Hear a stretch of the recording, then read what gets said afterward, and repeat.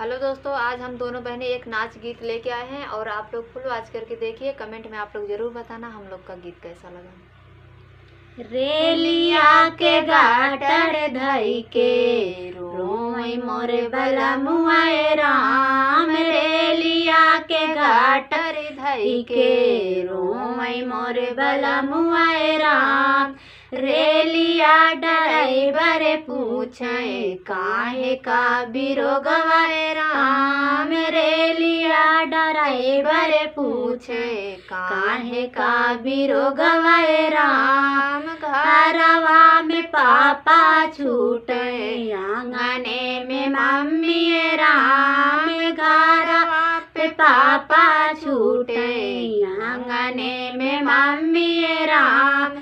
सेजिया पे दाना छूटे बिना लारे कोरिए राम। सेजिया पे दाना छूटे बिना लारे कोरिए राम।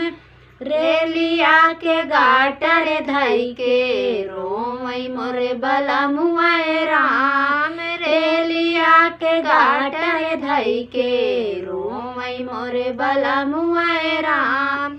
रेलिया ड्राइवर पूछे काहे का बिरोगवाए राम। रेलिया ड्राइवर पूछे काहे का बिरोगवाए राम।